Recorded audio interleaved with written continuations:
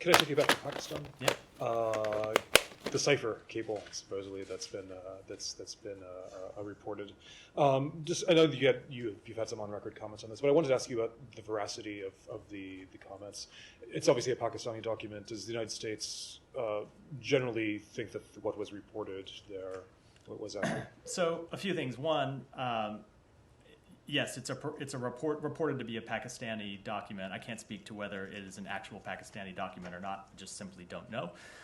With respect to the comments that were reported, I'm not going to speak to private diplomatic exchanges, other than to say that even if those comments were accurate as reported, they in no way show the United States taking a position on who the leader of Pakistan ought to be. We expressed concern privately to the government of Pakistan, as we expressed concern publicly about the visit of then Prime Minister Khan to Moscow on the very day of Russia's invasion of Ukraine. We made that concern quite clear, but as the former Pakistani ambassador to the United States himself has stated, the allegations that the United States has interfered in internal decisions about the leadership of Pakistan are false. As we've stated, they're false. They've always been false, and they remain false.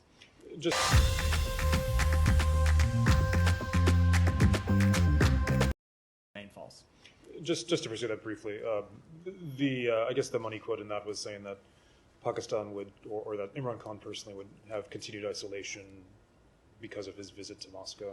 Is that, can you explain that in terms of, I mean, if we take that as given that was an accurate comment, what that meant? So without stipulating whether it's an accurate or comment or not, if you take all of the comments in context that were reported in that purported cable, I think what they show is the United States government expressing concern about the policy choices that the Prime Minister was taking. It is not in any way the United States government expressing a preference on who the leadership of Pakistan ought to be. Well, look, Matt, just you can go. I think what I'm hearing is that essentially the substance of this report and the purported Pakistani cable back to Islamabad is accurate, but you're saying that but it is not the U.S. saying that then Prime Minister Khan should leave office. Is that correct?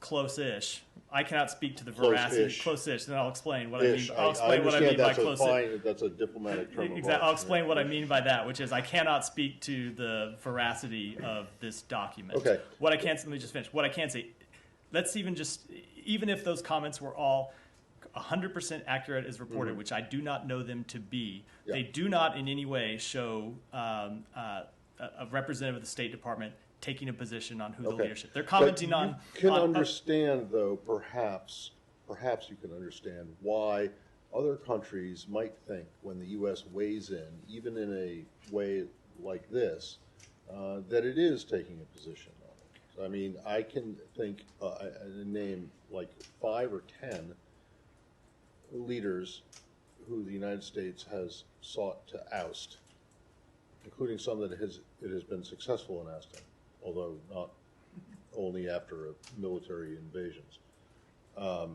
So, you know, it's not an unprecedented thing for a country to think that the U.S. is trying to pressure it into, or trying to make its views known about who it thinks should be the leader of a country, right? I will say that I can understand how those comments, number one, could be taken out of context, and number two, how people might desire for them to be taken out of context and might try to use them to advance an agenda that is not represented by the comments of themselves. And do you think that's what's happening here? I think a number of people have taken them out of context and used them for political purposes. I won't speak to intentions, but I think that's what's happened. Thank